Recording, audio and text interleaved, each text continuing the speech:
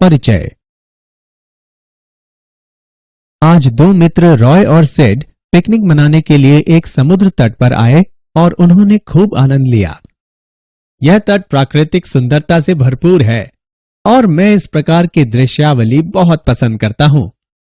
रॉय, वहां उठती उन ऊंची समुद्री लहरों को देखो, कितनी आकर्षक लग रही हैं, है ना? हाँ, वे तो आश्चर्यजनक हैं। लेकिन क्या तुम्हें पता है कि ये समुद्री तरंगे किस परिघटना का अनुसरण करती हैं? नहीं, क्या तुम मुझे बता सकते हो? हाँ, क्यों नहीं। ये समुद्री लहरें दोलन करती हैं। ये अपनी गति आवर्ती रूप से दोहराती हैं। ठीक है, मैं समझ गया, मगर मैं इस बारे में कुछ और जानना चाहता हूं। क्या तुम मुझे बता सकते हो? हाँ बिल्कुल, मैं बताता हूं। विद्यार्थियों, इस पाठ में हम दोलनों के बारे में सीखेंगे। उद्देश्य। इस पाठ के अंत में आप निम्न करने में सक्षम हो जाएंगे: दोलनों और शब्दावलियों को परिभाषित करना, सरल आवर्त गति को समझना, सरल आवर्त गति को एक समान वर्तुल गति के साथ विश्लेषित करना, सरल आवर्त गति में वेग और त्वरण की गणना करना, सरल आवर्त गति के लिए बल के नियम को परिभाषित करना, सरल आवर्त गति में ऊर्जा की गणना करना, कमानी दोलन को विश्लेषित करना, सरल लोलक के बारे में जानना, अवमंदित सरल आवर्त गति को समझना, प्रणोदित दोलनों तथा अनुनाद को समझना। आवर्ती और दोलन गतियां। आवर्ती गति यह वह गति है जो समान समय अंतरालों के बाद स्वयं को दोहराती है। समय अंतराल आवर्ती गति का आवर्तकाल कहलाता है। कुछ उदाहरण निम्न हैं: सूर्य के परितः ग्रहों की गति, पृथ्वी का अपने ध्रुवीय अक्ष पर घूमना, किसी घड़ी की सुइयों की गति। दोलन गति यदि कोई पिंड किसी मध्य स्थित के पीछे और आगे गति करता है तो कहा जाता है कि यह दोलन गति करता है। कुछ उदाहरण निम्न हैं: किसी दीवार घड़ी के लोलक की गति, किसी कमानी से लटके भार के दोलन, किसी यू आकृति की नली में द्रव्य की गति जब द्रव्य को एक ओर संपीड़ित किया जाता है और फिर इसे छोड़ा जाता है। आवर्तकाल आवृत्ति एवं विस्थापन। आवर्तकाल वह न्यूनतम समय अंतराल जिसके बाद गति की पुनरावृत्ति होती है, इसका आवर्तकाल कहलाता है। आवर्तकाल को प्रतीक t से निरूपित किया जाता है। इसका SI मात्रक सेकेंड होता है। आवृत्ति एक सेकेंड में पूर्ण किए गए चक्रों की संख्या दोलन की आवृत्ति कहलाती है। t का व्युत्क्रम प्रति इकाई समय में दोलनों की संख्या प्रदान करता है। इसे प्रतीक v से निरूपित किया जाता है। v और t के बीच निम्न संबंध होता है: v बराबर 1/t। v का मात्रक प्रति सेकंड है। यह हर्ट्ज कहलाता है। विस्थापन को किसी भी विचारणीय भौतिक गुण में समय के साथ परिवर्तन के रूप में परिभाषित किया जाता है। आइए एक उदाहरण देखें। माना कि कोई गुटका ऐसी कमानी से जुड़ा है जिसका दूसरा सिरा किसी दृढ़ दीवार से संबद्ध है। गुटका घर्षणहीन पृष्ठ पर चलता है। गुटके की गति को दीवार के विस्थापन x के रूप में वर्णित किया जा सकता है। सरल आवर्त गति। सरल आवर्त गति एक मध्य स्थित से एक सीधी रेखा में आगे और पीछे होने वाली आवर्ती गति होती है, जिसमें त्वरण विस्थापन के समानुपाती होता है तथा यह सदैव माध्य स्थिति की ओर निर्देशित होती है। एक कण पर विचार करें जो सीमाओं +a और -a के बीच एक x अक्ष के मूल पर आगे और पीछे दोलन करता है। यह सरल आवर्त गति है। यदि मूल से कण का विस्थापन x समय के साथ निम्नानुसार परिवर्तित होता है: xt बराबर a cos omega t plus phi, जहां a बराबर आयाम, ओमेगा बराबर कोणीय आवृत्ति, phi बराबर कलानियतांक। SHM में विस्थापन समय का एक ज्यावक्रिय फलन होता है। सरल आवर्त गति तथा एक समान वर्तुल्य गति। सरल आवर्त गति एक समान वर्तुल्य गति का उस वृत्त के व्यास पर प्रक्षेप होती है जिसमें यह वर्तुल्य गति हो रही है। आइए बेहतर विश्लेषण के लिए एक उदाहरण देखें। एक गेंद को किसी डोरी के सिरे से बांधकर क्षैतिज तल में उसे किसी निश्चित बिंदु से परितः अचर कोणीय चाल से गति कराएं। तब गेंद क्षैतिज तल में एक समान वर्तुल गति करेगी।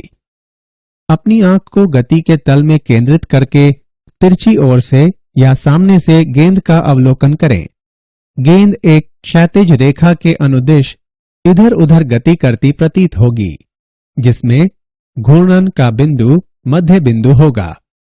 इसके विकल्प रूप में आप वृत्त के तल के लंबवत गेंद की परछाई को किसी दीवार पर भी देख सकते हैं। इस प्रक्रिया में हम जो कुछ अवलोकन करते हैं वास्तव में वह हमारी दृष्टि की दिशा के अभिलंबवत व्यास पर गेंद की गति होती है। सरल आवर्त गति में वेग तथा त्वरण। एक समान आवर्त गति में एक कण की चाल v इसकी कोणीय चाल ओमेगा गुने वृत्त a की त्रिज्या है। v बराबर ओमेगा a। t समय पर वेग v की दिशा वृत्त की स्पर्श रेखा के अनुदिश उस बिंदु पर जहां उस क्षण में कण स्थित है। प्रक्षेप कण का वेग निम्नानुसार व्यक्त है। v ऑफ t बराबर minus omega a sine omega t plus phi. यहां ऋणात्मक चिन्ह इंगित करता है कि v ऑफ t की दिशा x अक्ष की धनात्मक दिशा के विपरीत है। SHM करने वाले एक कण का तात्क्षणिक त्वरण संदर्भ वृत्त विधि से निर्धारित किया जा सकता है। एक समान वर्तुल गति करने वाले कण P के अभिकेंद्री त्वरण का परिमाण v वर्ग बटे a या ओमेगा वर्ग a होता है और यह केंद्र की ओर अर्थात PO के अनुदिश निर्देशित होता है। प्रक्षेप कण P डैश का तात्क्षणिक त्वरण निम्न द्वारा व्यक्त है। a ऑफ t बराबर माइनस ओमेगा वर्ग a cos omega t plus phi बराबर माइनस ओमेगा वर्ग x ऑफ t। उदाहरण। आइए सरल आवर्त गति में वेग और त्वरण का एक उदाहरण देखें। सरल आवर्त गति के लिए जिसका आयाम 3 सेंटीमीटर और आवर्तकाल 5 सेकंड है, सामान्य अवस्था में तथा सामान्य अवस्था से 2 सेंटीमीटर विस्थापन में वेग और त्वरण ज्ञात करें। आइए इसका हल देखें। यहां आयाम a बराबर 3 सेंटीमीटर तथा कोणीय आवृत्ति ओमेगा बराबर 2 पाई बटे t बराबर 2 पाई बटे 5 रेडियन प्रति सेकेंड। विस्थापन के संदर्भ में वेग तथा त्वरण के लिए व्यंजक निम्न है। v बराबर ओमेगा अंडर रूट a वर्ग माइनस y वर्ग तथा a बराबर ओमेगा वर्ग y। मध्य बिंदु पर y बराबर 0, अतः v बराबर ओमेगा a बराबर 3.77 सेंटीमीटर प्रति सेकेंड तथा a बराबर 0। y बराबर 2 सेंटीमीटर पर हम पाते हैं कि v बराबर 2 पाई वर्गमूल 5 बटे 5 बराबर 2.81 सेंटीमीटर प्रति सेकेंड। a बराबर ओमेगा वर्ग y बराबर 2 पाई बटे 5 वर्ग गुणा 2 बराबर 3.16 सेंटीमीटर प्रति सेकेंड वर्ग। सरल आवर्त गति के लिए बल नियम। सरल आवर्त गति में m द्रव्यमान के कण पर कार्य करने वाले बल की गणना करने के लिए हम न्यूटन के गति के द्वितीय नियम का तथा सरल आवर्त गति करने वाले कण के त्वरण हेतु व्यंजक का उपयोग करते हैं। f ऑफ t बराबर ma। a का मान प्रतिस्थापित करने पर हम पाते हैं कि f ऑफ t बराबर माइनस m ओमेगा वर्ग x of t। f of t बराबर माइनस के x ऑफ t, यहाँ k बराबर m ओमेगा वर्ग, ओमेगा बराबर अंडर रूट k बटे m। बल सदैव माध्य स्थिति की ओर निर्देशित होता है, इसलिए इसे कई बार सरल आवर्त गति में प्रत्यानयन बल भी कहा जाता है। बल x ऑफ t के रैखिक समानुपाती होता है। ऐसे बल के साथ दोलनकर्ता कण रैखिक सरल आवर्ती दोलक कहलाता है। सरल आवर्त गति में ऊर्जा। गतिज ऊर्जा। सरल आवर्त गति करते किसी कण का वेग समय का आवर्ती फलन होता है। विस्थापन की चरम स्थितियों पर यह शून्य होता है। गतिज ऊर्जा निम्न द्वारा व्यक्त है। K बराबर 1/2 mv वर्ग बराबर 1/2 m ओमेगा वर्ग a वर्ग साइन वर्ग ओमेगा t प्लस फाई बराबर 1/2 Ka वर्ग साइन वर्ग गुणा ओमेगा t प्लस फाई। यह समय का आवर्ती फलन भी है जो विस्थापन अधिकतम होने पर शून्य तथा कण के माध्य स्थिति में होने पर अधिकतम होता है। स्थितिज ऊर्जा। कमानी बल F बराबर -kx एक संरक्षी बल है जिससे स्थितिज ऊर्जा संयुक्त होती है। U बराबर 1/2 kx वर्ग। अतः सरल आवर्त गति करते किसी कण की स्थितिज ऊर्जा U ऑफ x बराबर 1/2 kx वर्ग बराबर 1/2 Ka वर्ग cos वर्ग ओमेगा t प्लस फाई। अतः सरल आवर्त गति करते किसी कण की स्थितिज ऊर्जा भी T/2 आवर्तकाल के साथ आवर्ती होती है जो माध्य स्थिति में शून्य और चरम विस्थापन पर अधिकतम होती है। कुल ऊर्जा। निकाय की कुल ऊर्जा E बराबर U प्लस K बराबर 1/2 Ka वर्ग साइन वर्ग omega t plus phi plus 1/2 Ka वर्ग कॉस वर्ग ओमेगा t प्लस फाई बराबर 1/2 Ka वर्ग। अतः सरल आवर्ती दोलक की कुल यांत्रिक ऊर्जा समय से स्वतंत्र होती है। कमानी के दोलन। M संहिति का एक गुटका जो रैखिक सरल आवर्ती दोलक है एक कमानी से जुड़ा है। गुटका घर्षण रहित पृष्ठ पर गति करता है। गुटके को खींचकर या धक्का देकर छोड़ दिया जाने पर यह सरल आवर्त गति करता है। हुक के नियम के अनुसार निकाय को विरूपित किए जाने पर उस पर प्रत्यानयन बल लगता है। इस बल का परिणाम विरूपण अथवा विस्थापन के अनुक्रमानुपाती होता है और यह विपरीत दिशा में कार्य करता है। किसी समय t पर यदि गुटके का किसी माध्य स्थिति से विस्थापन x है तो गुटके का कार्य करने वाला प्रत्यानयन बल Fx बराबर -kx। यहाँ k कमानी स्थिरांक है। किसी कठोर कमानी के लिए k का मान अधिक तथा किसी मुलायम कमानी के लिए k का मान कम होता है। निकाय के लिए कोणीय आवृत्ति निम्न द्वारा व्यक्त है। ओमेगा बराबर √k/m तथा दोलक का आवर्तकाल निम्न द्वारा दिया गया है। T बराबर 2 वर्गमूल m/k। सरल लोलक। m द्रव्यमान के एक छोटे गोलक को L लंबाई की एक न खिंचने वाली डोरी से बांधकर एक सरल लोलक बनाया जा सकता है। डोरी का दूसरा सिरा छत में एक टेप से जोड़ दिया जाता है। गोलक पृष्ठ के तल में इधर उधर धुराग्र बिंदु से गुजरने वाली ऊर्ध्वाधर रेखा के बाएं और दाएं दोलन करता है। यह आवर्ती गति माध्य स्थिति से छोटे विस्थापनों के लिए सरल आवर्त गति है। थीटा डोरी द्वारा ऊर्ध्वाधर से बनाया गया कोण है। जब गोलक माध्य अवस्था में होता है तो थीटा बराबर 0 होता है। गोलक पर केवल 2 बल कार्य करते हैं जो निम्न हैं। डोरी में तनाव T, गुरुत्व के कारण ऊर्ध्व बल mg को डोरी के अनुदिश mg cos थीटा तथा इसके अभिलंबवत mg sin थीटा घटकों में वियोजित किया जा सकता है। स्पर्श रेखीय घटक लोलक के धुराग्र बिंदु के परितः एक प्रत्यानन बल आघूर्ण उत्पन्न करता है। यह बल आघूर्ण सदैव गोलक के विस्थापन के विपरीत कार्य करता है ताकि वह गोलक को उसकी केंद्रीय अवस्थिति की ओर वापस ला सके। थीटा बराबर -L mg sin थीटा। निकाय के लिए कोणीय आवृत्ति निम्न प्रकार व्यक्त है।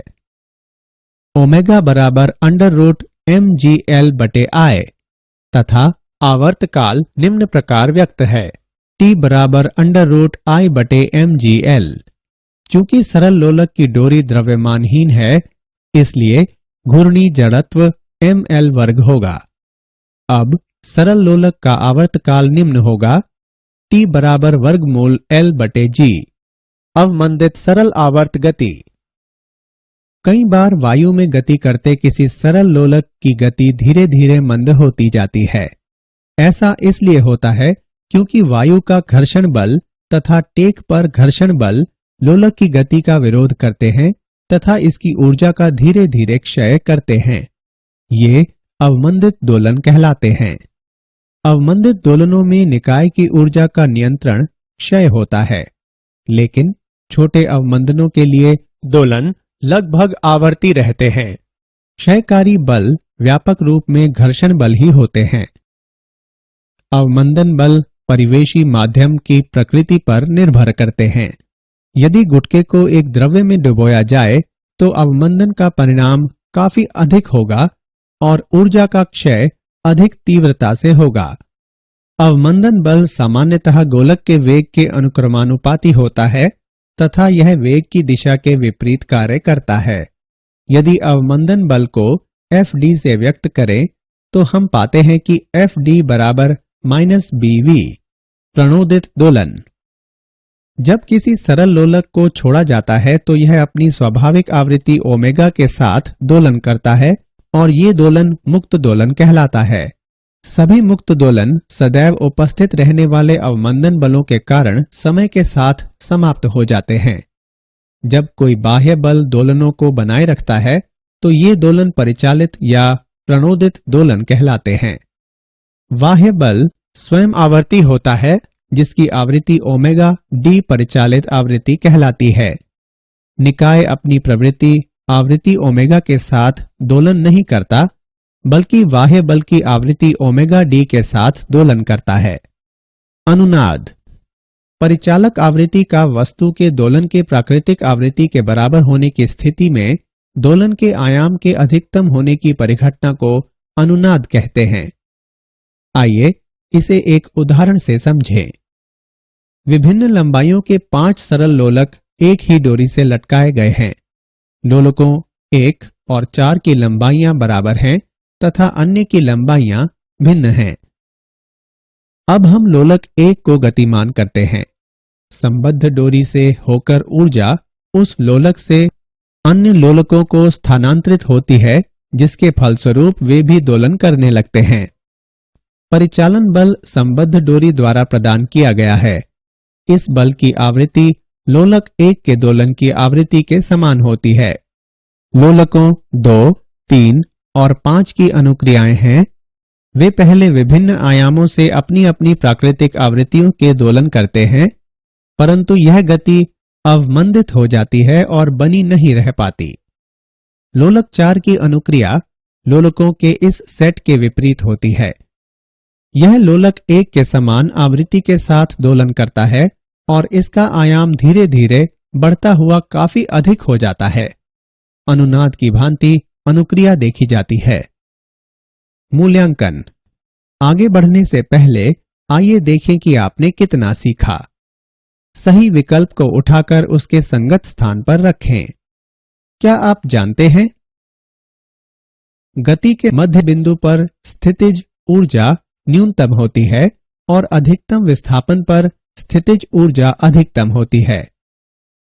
ज्वारीय बलों के कारण समुद्र तल ऊपर उठता और नीचे गिरता है और बनने वाली ज्वारीय धाराओं की दोलन गति होती है।